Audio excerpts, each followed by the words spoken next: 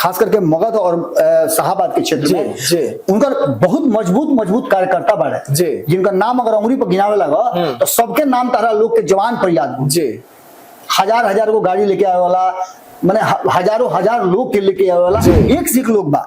ऐसा स्थिति में कहीं ना कहीं पूरी तरह से जब मीटिंग कैले अपना लोग के साथ तो मीटिंग में यही बात फैसला हो गई और खुद चिराग पासवान के जो थिंक टैंक बा ये बात के सोच ले पड़े कहीं ना कहीं शाहाबाद वाला क्षेत्र में एकरा के जेपीसी में भेजे खातिर आग्रह कैले ये बात के लेकर के भी कहीं ना कहीं मुस्लिम समाज चिराग पासवान के अप्रिशिएट करेला।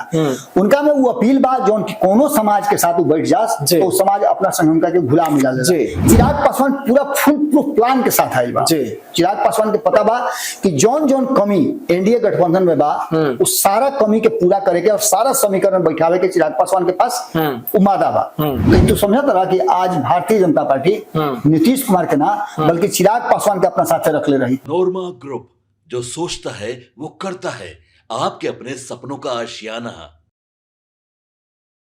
नमस्कार, मैं विकास सिंह राजपूत और आप देख रहे हैं इनसाइड स्टोरी।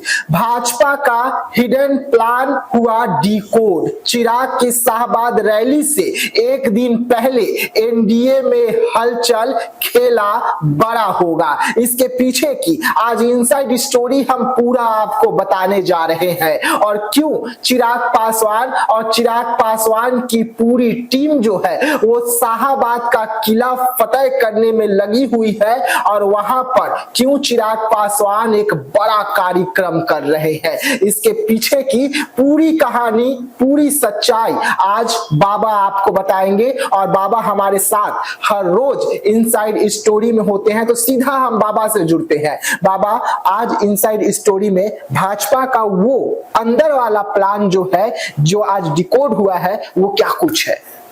आरा जिला घर बा कौना चीज के डर बा जी और जरूर रख ले बनी शाहाबाद में जब पैर तो किला फतह करके जाए जी। आज हम इससे पूरे एपिसोड में भोजपुरी में कई बार आपके साथ बातचीत करेंगे। उसके पीछे का कारण है कि हम जब ये एपिसोड शुरू कर रहे हैं और इस पर जब हम इनसाइड स्टोरी लेकर के आएंगे तो चूंकि ये पूरा मामला जो है शाहाबाद क्षेत्र से जुड़ा हुआ है और वहाँ भोजपुरी भाषाभाषी लोग हैं। 25 करोड़ भोजपुरियों को यह समर्पित होगा इनसाइड स्टोरी आज का, और इसलिए भी समर्पित होगा कि शाहाबाद में जो अब तक नहीं हो पाया है वो करने का बीड़ा उठाया है एनडीए गठबंधन ने और इसका श्रेय किसको दिया गया है या इस आग में झोंका किसको गया है तो वो है चिराग पासवान। चिराग पासवान ने स्वतः इसको अपने कंधे पर लिया है कि जहां पूरी एनडीए गठबंधन सफल नहीं हो रही है वहां हम करेंगे, या फिर ये हिडन प्लान है जी। चर्चा इसी बात की जी। लगातार आप देख रहे होंगे कि जब भी सीट शेयरिंग का समझौता की चर्चा होती है जी तो कुछ ना कुछ नया हो जाता है जी। और इन सब के बाद आपने देखा होगा कि प्रधानमंत्री नरेंद्र मोदी जब अपने 2 दिवसीय दौरा पर आते हैं और जाते हैं जब शाहाबाद के क्षेत्र में तो वहां उनकी सभा हो तो जाती है लेकिन जैसी होनी चाहिए वैसी नहीं होती जी। इसके बाद अब नई कहानी शुरू होती है। प्रधानमंत्री की सभा पूरी तरह सफल नहीं होने के बाद जी, मैं असफल नहीं कह रहा हूं, पूरी तरह सफल नहीं होने के बाद चिराग पासवान वो पहले शख्स थे, आपको पता है ना जी, कि जब सीता जी को रावण हर के लेके चला गया था तो राम जी को किस पर भरोसा था? हनुमान पर जी। लेकिन बाबा मैं उसी सवाल पे आ रहा हूं, जहां हनुमान को देखने के लिए भीड़ नहीं जुटी, जहां हनुमान को देखने के लिए लोग जमा नहीं कर पाए पूरी एनडीए सिर्फ एक नीतीश कुमार को छोड़कर, क्योंकि नीतीश कुमार ने नरेंद्र मोदी की इज्जत जो है बिहार में बचा ली, वहां पर चिराग पासवान शाहाबाद ही क्यों चुन रहे हैं? सबसे बड़ बात यह बा कि शाहाबाद उनका चुने के पीछे के कारण बा जी। एक सबसे बड़ा चीज बा कि आज से एक सप्ताह पहले ये देखा मैं लिखल बोले डेट तारीख के साथ जब शाहाबाद के विश्लेषण हम करत रही तो शाहाबाद के विश्लेषण में ये बात हम बहुत महत्वपूर्ण जो रहे ओकरा के उठैले भी रही और एकरा के लेकर के हम आज से लगभग प्रधानमंत्री के कार्यक्रम से पहले 24 तारीख के 23 तारीख के ही पूरा हम जो कार्यक्रम रहे शाहाबाद वाला, शाहाबाद के 22 गो सीट और 4 गो जिला एक पूरा हम विश्लेषण कर ले रही और ये विश्लेषण में हमें बात के भी बतौले रहे कि शाहाबाद ऐसा क्षेत्र है जो क्षेत्र हमेशा से पूरा दुनिया अलग चल रहा, शाहबाद अलग अपन रास्ता अपनावेला। कारण कि शाहबाद हमेशा से कुंवर सिंह के धरती है। 80 साल के उम्र में जब वो लोहा ले सकत रहन तो समझते बड़ा कि एजा के लोग के बिल्कुल माने जिजीविसा और जीवटता कितना हुई जी, जो ठान ले तो ठान ले। और सबसे बड़ा कि इस क्षेत्र में जो जातीय समीकरण बा वो भी भारतीय जनता पार्टी के पूरी तरह से सूट ना करे जी। कई गो सीट बा। एकरा में सबसे महत्वपूर्ण बात बा कि 2024 के चुनाव से अगर शुरू कर, हम 2020 के चुनाव के बारे में तो बता चुकल बानी, ओकरा में बहुत ज्यादा चर्चा करे की जरूरत नहीं है। कारण कि 22 गो सीट में से मात्र 2 गो जीत करके इंडिया आउट हो गए, एकरा में चर्चा का करे जी। सीधा सीधा नजर आता है कि भी अपना नहीं, हाँ माने पूरा क्लीन स्वीप जी, पूरा क्लीन स्वीप हो गई। तो महागठबंधन जब क्लीन स्वीप कर दिला, घर में आके कुल लोग मार दिया कोई, तो तू आ करके करबा का जी, ओकरे खातिर या तो तेरा फिर से लड़ाई लड़े के पड़ी। और उहे स्थिति जौन बा वो कहीं ना कहीं चिराग पासवान के दिमाग में बैठ गई। और प्रधानमंत्री के जौन रैली पूरी तरह सफल ना भई, ओकरा तुरंत बाद तेरा याद हुई चिराग पासवान तुरंत फोन होके लागल, धनाधन फोन जाए लागल जी कि जितना जल्दी हो सके उतना जल्दी हम रैली कल चाहते हैं, हम मीटिंग कल चाहते हैं और मीटिंग में हम आगे के रणनीति बनावल चाहते नहीं। चिराग पासवान वो गर्मी के बावजूद वो तस्वीर भी देख ले होगा, वो तस्वीर सामने भी आई रहे, हम चाहब कि वो तस्वीर के भी दिखा दिया जाओ। और एक साथ साथ वो फ्रेम में जो चल रहा बा पूरा शाहबाद में कैसे कार्यक्रम के तैयारी चल रहा बा, तैयारी एगो और चल रहा बा जी मुजफ्फरपुर में जी उपेंद्र कुशवाहा के जी, जना के चर्चा बहुत कम बा जी।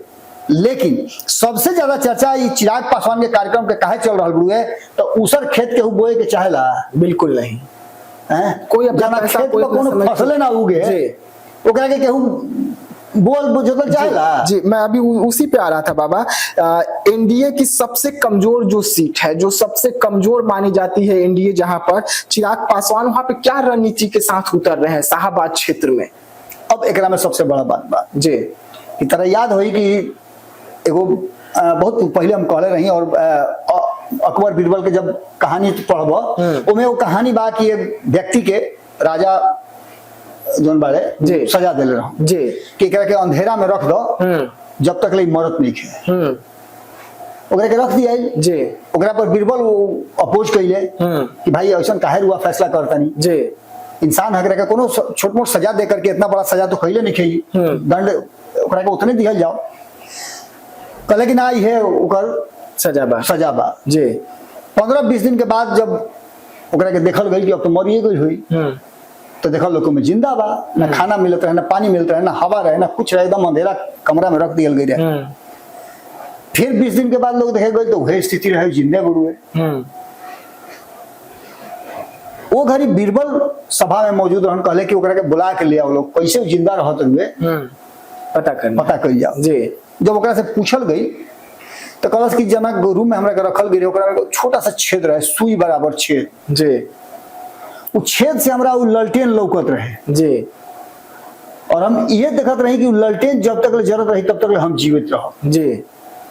जब वो ललटेन माने हवा में जी जलत रह सकेला तो हम ना जीवित रह सकी, ओकरे से हम प्रेरणा लेते रही। राजा कहले कि अरे भाई तो बहुत गड़बड़ बात बा, इसका एकर मतलब कि माने ललटेन से एकरा वजह से रोशनी मिलत रहे और वही से ओकर जीवन शक्ति मिलत रहे। बीरबल कहले कि एकरा छोड़ दिया जी। राजा कहले कि ना एकरा के छोड़ल ना जाई, ये तो गलती कइले बा, एकरा के सजा दिहल भी रहे। ओकरा में और भी जितना लोग वो सजा देवे खातिर जाए काल कोठरी में रखले रहे, तो सब लोग के भी सजा देवे के बात हो गई। बल्कि 5 दिन के बाद राजा फैसला करी। ए बीच में तीसरका दिन राजा के मन के शिकार खेले जाए जी। तो कहले कि भाई बीरबल के बुलावा शिकार खेले जाए जी। तब बीरबल के पास संदेश लेके गई लोग, पूछल कि भाई ऐसा बात बोल गए कि राजा जी शिकार करे जाता ना, कहले कि भाई हम तो खिचड़ी बनावता नहीं, खिचड़िया खा ली तो चलता नहीं। 1 घंटा हो गई, 2 घंटा भइल, बीरबल ना गए। राजा कहले कि भाई का हो रहल बा, जल्दी बुला के ले आओ। फिर गई, कहले भाई कहाँ बनल बा, सिझले नहीं के खिचड़ी। फिर आगे कहलन से कि खिचड़ी उनका नहीं सिझल अभी तक ले, कौन खिचड़ी बनाओ तो नहीं सिझल भाई जी। अभी बात के समझ के तीसरका हाली भी आदमी भेजल गई कि ठीक बा आधा घंटा में हो गई हुई खिचड़ी, बन गई खाइयो ले हुई जी। फिर आगे कहतन से कि ना अभी तो कहतन खिचड़ी नहीं बनल जी। कहले कि भाई तो बड़ा गड़बड़ बात है, कौन खिचड़ी बनाओ तो हमरा दिखाएंगे पड़ी। राजा पूरा दल फल के साथ पूरा तैयारी के साथ बीरबल लेके निकल जाए। गइलन तो देखा था तो बड़का बांस लगावल बा 3 गो जी। और वही पहाड़िया टांगल बा, नीचे या आग जलावल बा जी। तो कहले कि बीरबल बार बार भेजा था संदेश तू कहता खिचड़ी बनाते खिचड़ी कहीं पाकी तो कहले जब खिचड़ी इतना नीचे से ना पाकी तो रोशनी से जीवित रही। राजा कहले अरे भाई तो हमसे बड़ा भारी गलती हो गई जी। अब एक कहानी से उतने प्रेरणा मिलता जी कि चिराग पासवान के नजर में ये बात आ गई बा कि जौन भारतीय जनता पार्टी और एनडीए गठबंधन से अब तक छूटल रहा जी। चूंकि 2020 उनका लगे एगो बहुत बड़ा प्रमाण बा जना में कम से कम 12-13 गो ऐसा सीट बा जना सीट पर चुनाव लड़ल भी रहन जी। और ओकरा पर बेहतर प्रदर्शन भी कइले बा जी। एकरे आधार पर वो 18,000 के आसपास अपन जो 140 के आसपास जो सीट पर चुनाव लड़ रहा 2020 में 18,000 एवरेज वोट उनका आयल हुए और 6% के आसपास उनका वोटिंग भी आयल बा।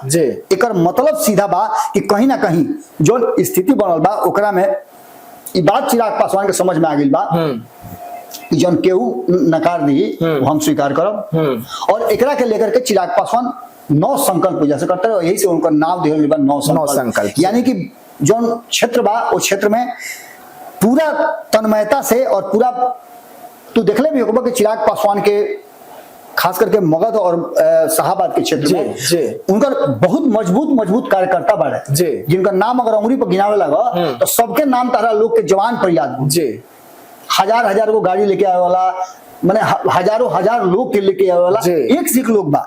ऐसा स्थिति में कहीं ना कहीं एक पूरी तरह से जब मीटिंग कैले अपना लोग के साथ तो मीटिंग में एक बात फैसला हो गई और खुद चिराग पासवान के जो थिंक टैंक बा ये बात के सोच ले बुढ़े कहीं ना कहीं शाहाबाद वाला क्षेत्र में अगर चिराग पासवान के एनडीए गठबंधन से 10 गो 20 गो या सभी सीट मिल जाए जितना अधिक से अधिक मिल जाए वो सब सीट पर चुनाव लड़ने के तैयार बढ़े और उनका खातिर उम्मीदवार भी तैयार बढ़े। यानी सीधे तौर पे जो बिगुल फुकाई उस शाहाबाद के धरती से फुकाई और ऊर्जा से आगे एनडीए के जो सीट घटत हुए ओकरा के पूर्ति करिए। लेकिन बाबा एक सवाल उठ रहा है, चिराग पासवान शाहाबाद में 9 संकल्प कार्यक्रम ही लेकर क्यों गए? कोई और भी कार्यक्रम लेके जा सकते थे? बिल्कुल 9 संकल्प कार्यक्रम लेवे के पीछे कारण रहे कि उनका एकदम पार्टी बिल्कुल फ्रेश बा। लोक जनशक्ति पार्टी भले ही रामविलास पासवान के पार्टी बा लेकिन तारा याद हो कि 2021 में जब उनका पार्टी अलग भई रहे तो नया पार्टी बना रहे और नया पार्टी बनला के बाद जौना तरीका से 2024 में प्रदर्शन के लिए 2020 में वो अलग से अपन प्रदर्शन के लिए तो लोजपा ही रहे लेकिन 2024 में प्रदर्शन के लिए और प्रदर्शन में वो लगभग 7% के आसपास वोट लेके आई। बिल्कुल। तो एक तो उनका हौसला ऐसे बुलंद बढ़ुए एकरा अलावे 7% वोट ले आकर के और 5 को सीट जीत ले जहां देखले होगा कि भारतीय जनता पार्टी लगभग 18 से 19% के आसपास वोट ले गए और ओकरा 12 गो सीट मिलल हुए। नीतीश कुमार भी यही तरीका से अपन 15-16% के आसपास वोट ले गए। लेकिन सबसे बड़ बात बा कि चिराग पासवान पूरा फुल प्रूफ प्लान के साथ आइल बा। चिराग पासवान के पता बा कि जौन कमी एनडीए गठबंधन में बा उस सारा कमी के पूरा करे के और सारा समीकरण बैठावे के चिराग पासवान के पास उम्मीद बा। पहला बात कि हिंदुत्व तो चिराग पासवान को तू देख करके कह सकला कि वो एकदम सनातनी वाले हिंदुत्व वाला उनका सारा ऐसा ना कि वो एनडीए वाले शुरू से ही टीका करले पूजा करले हमेशा कलावा तरह नजर आई। तो ये सब चीज से लेकर के उनका में एक अलग तरह के छवि यूथ कनेक्ट बहुत ज्यादा बा। एकरा बाद यूथ कनेक्ट के साथ साथ महिला जौन बाड़ी जौना उम्र के होकस अगर युवा बाड़ी तो उनका के अपन मित्र समझ लो या भाई समझ लो या जे कुछ भी समझ लो उनका के समझ करके उनका साथ कनेक्ट होली। अगर अधेड़ उम्र के महिला बाड़ी तो उनका बहन के समझ गए या फिर जौन समझ करके ओकरा बाद के उम्र के 40 से उम्र ज्यादा के उम्र लोग बा 60 और 65 वाला उनका बेटा के रूप में स्वीकार कर रहा। चूंकि चिराग पासवान जौना तरीका से 2021 के बाद अपना के ढलने वाले बिहार में अधिक समय उदेले वाले और एक साथ साथ अब कह रहा बा कि हम बिहार खाती ही राजनीति में आई रही है। तो ऐसा स्थिति में सूत्र के साथ चिराग पासवान के स्ट्रेटजी बन गई बा और वो स्ट्रेटजी के हिसाब से शाहाबाद में यही चलते और भारतीय जनता पार्टी के बात पता बा कि नीतीश कुमार से किला ना फतह हो सकेला। ये किला जब भी कोई फतह करी तो युवा ही करी जेकरा में एनर्जी बा एनर्जेटिक बा और ओकरा लगे युवा टीम बा। भारतीय जनता पार्टी भी एकरा में असफल हो गई बा और हिडन एजेंडा में ये एगो बहुत बड़ा जी। तो बाबा भारतीय जनता पार्टी उसका अंदर की प्लानिंग क्या है? अंदर क्या कुछ प्लान करके चिराग पासवान को वहां भेज रही है? देखो विकास, सीधे तौर पे तो समझ सकेला कि कभी कभी देखो तो कि जौन काम बड़ा बड़ा हथियार से ना होके सुई से हो जाला। अब तोरा गोड़ में कांट गड़ गई तो तलवार से कटबो, बिल्कुल छुरी से कटबो, बिल्कुल नहीं, ओकरा में सुई से उसकावे के पड़ेला तब कांटा निकलेला। चिराग पासवान के लगे सुई भी बा, हथियार भी बा, छुरी भी बा और सब कुछ बा, उनका लगे सारा चीज सेट प्लान बा। बिहार फर्स्ट, बिहारी फर्स्ट के जो विजन लेके चल रहे हा ओकरा में पूरी तरह से वो सारा सिस्टम जन बा बना चुकल बा और उनका पूरा टीम एक खातिर तैयार बा। 2005 एक ऐसा समय रहे जना घड़ी सब के हूँ जब दूसरा क्षेत्र में जाता रहे तो वो घड़ी भी लोक जनशक्ति पार्टी 29 को सीट ले आकर के ये बात के साबित कर रहे कि ओकरा में मादा बा। और आज 2020 में भी अगर थोड़ा सा 19-20 भई रही तो चिराग पासवान कम से कम 15 से 20 को सीट जीत के आ गई रहती। अगर वो 15-20 को सीट जीत गई रहतन तो तू समझता रहा कि आज भारतीय जनता पार्टी नीतीश कुमार के ना बल्कि चिराग पासवान के अपना साथ रख ले रही। यानी सीधा तौर पे जो अगला क्वेश्चन पूछब वो क्वेश्चन के जवाब हम पहले इस तरह के दे देते हैं कि नीतीश कुमार के विकल्प बिहार में के हुई, कारण कि भारतीय जनता पार्टी के पता बा कि जातीय समीकरण के साथ साथ जौन एक अल्पसंख्यक मुस्लिम समीकरण बा वो समीकरण में भारतीय जनता पार्टी की एगो कोई ना कोई उधा चाहे। उधा चिराग पासवान उधा अब तक नीतीश कुमार रहे, अब नीतीश के बाद के हुई तो दूर दूर तक नजर नहीं क्या हो तो चिराग पासवान नजर आता है। ऐसे चिराग पासवान के आगे करके भारतीय जनता पार्टी के हिडन प्लान के एगो इहो सूत्र बा जो में चिराग पासवान के आगे करके और नीतीश के विकल्प के रूप में खड़ा करे के तैयारी कर। चिराग पासवान का जो छवि है बिहार में एक युवा नेता का, सभी के साथ जल्दी घुल मिल जाते हैं। चिराग पासवान के छवि का शाहबाद में कैसे भाजपा इस्तेमाल कर पाएगी और किस तरीके से किला फतेह कर पाएगी? हाँ, एक तरफ कुंवर सिंह की बात करो तो 80 साल और दूसरा तरफ चिराग पासवान की बात करो तो उनका से आधा एकरा साथ पहले भी तरह के बताई नहीं है कि नीतीश कुमार इस क्षेत्र में बहुत प्रयास कैले। 2005 से अब तक प्रयास करत अइले। 2010 जो स्वर्णिम काल रहे ओकरा में भी शाहबाद में बहुत बढ़िया प्रदर्शन ना भइले बिल्कुल और अन्य क्षेत्र के अपेक्षा। तो कहीं ना कहीं वो कमजोर कड़ी हमेशा से रहल बा और ये कमजोर कड़ी के दूर करे वाला जो सूत्र बा चिराग पासवान ही बारे। इनमें भोजपुर, रोहतास, कैमूर और बक्सर जिला में 22 को सीट बचा में 20 को सीट महागठबंधन जीत चुकल बुढ़े जो हम पहले बताइए शुरुआत में भी कि एकर पूरा हम विश्लेषण कर दिले रहनी है। अब जबकि एकर लोकसभा के बात कर लो तो 2024 के लोकसभा चुनाव में भी ये स्थिति रहे, लेकिन यह क्षेत्र में चिराग पासवान की एक भी सीट ना मिल रहे। एक क्षेत्र से चिराग पासवान के कोई मतलब ना रहे लेकिन ओकरा बावजूद भी चुनाव प्रचार कैले रहन। लेकिन जो पहले ही से बहुत गढ़ा में बा ओकरा के कतना तो ऊपर करबो। बिल्कुल 2024 के लोकसभा चुनाव के बाद चिराग पासवान के मौका मिलल। 4 गो सीट पर जो उपचुनाव भई रहे चिराग पासवान किला फतह करे में चारों सीट पर जो जना तरीका से वो देखला कि माने जितवा के लिए एनडीए गठबंधन से वो बात के तरफ साबित करता है जो किला कभी फतह ना करे वाला रहे जैसे रामगढ़ के किला तूर के लिए एक बाद बेलागंज के वो भी तूर के लिए अले या सुरेंद्र यादव के एकदम माने खूंटा पैक रहे खूंटा गाड़ के बैठे रहन ना हारत रहन। अब इस सारा स्थिति के अगर तू घुमा फिरा के देख लो तो कहीं ना कहीं चिराग फैक्टर में काम कर रहे और दलित वोट जौन बा वो एक मुश्त जेने चल जाई 6% 7% जौन बा ओजा तो ये बात के समझ लो कि कहीं ना कहीं ग्राफ बढ़ी। और चिराग सिर्फ दलित वोट ही ना, चिराग अब सवर्ण में भी बहुत ज्यादा पुष्ट वाला नेता बाड़े और मुस्लिम समाज में भी उनका एक अच्छा पकड़ बा जो कि नीतीश कुमार से छटक के चल गई बा। ये बीच में तरफ पता हुई कि वक्फ बोर्ड बिल के मामले पर लेकर के नीतीश कुमार से नाराजगी ज्यादा बा बनिस्पत चिराग पासवान। कारण कि चिराग पासवान वक्फ बोर्ड बिल के जैसे ही सदन में पेश कर रहे तो चिराग पासवान ही उस वक्त के जेपीसी में भेजे खातिर आग्रह कैले रहे। ये बात के लेकर के भी कहीं ना कहीं मुस्लिम समाज चिराग पासवान के अप्रिशिएट करेला। उनका में वो अपील बा जो कोनो समाज के साथ बैठ जा तो समाज अपना संग उनका के घुला मिला ले, यानी कि वो एक तरह समझा कि वो पानी है जो में कोनो रंग डाल देबो तो वो अपन उसमें आप चीनी डाल दीजिए, मिश्री डाल दीजिए, कॉफी डाल दीजिए, ओकरा में घुल जाए। यह स्थिति बढ़ गया और जब 2020 में चुनाव लड़ रहा तो 6% वोट ले रहन तो ये बात भी तो कहीं ना कहीं नजर में तो बानू और नीतीश कुमार के 30 से 35 सीट हरावे में बहुत बड़ा भूमिका उनका रहे चिराग पासवान। जना में खास करके अगर ये क्षेत्र के बात करो तो क्षेत्र के पूरा रिपोर्ट कार्ड हम पेश कर ले 3 दिन पहले वो रिपोर्ट कार्ड में हम बतैले रही देख लो पूरा रिपोर्ट कार्ड में 12 गो ऐसा सीट बा जना में चिराग चिराग पासवान डायरेक्ट सीधे तौर पे जी नीतीश कुमार के बैकफुट पर ले जाने में अहम रोल निभा रहे हैं। अब ऐसा स्थिति में अगर उनका मौका मिल जाते हुए तो नीतीश कुमार भी वाह करी है, कारण कि नीतीश कुमार के भी एक वैसा सपोर्ट चाहिए जो कि भारतीय जनता पार्टी के साथ सामंजस्य बिठा सके। अब एकरा खातिर पूरा तैयारी शुरू हो चुकल बा और इस तैयारी में जो वर्तमान स्थिति बढ़ू है ओकरा में अगर 2020 के आंकड़ा देखल जाओ तो लगभग 19.5% के आसपास वोट ले आकर के 74 को सीट ले रही है भाजपा। नीतीश कुमार लगभग 15.5% वोट लेकर के 43 को सीट लेके आई रहन। एकरा अलावा 23% वोट ले आकर के 75 को सीट आरजेडी लेके आई रहे। कांग्रेस के लगभग 10% के आसपास 9.5% के आसपास वोट आई रहे, 19 को सीट लेके आई रहे।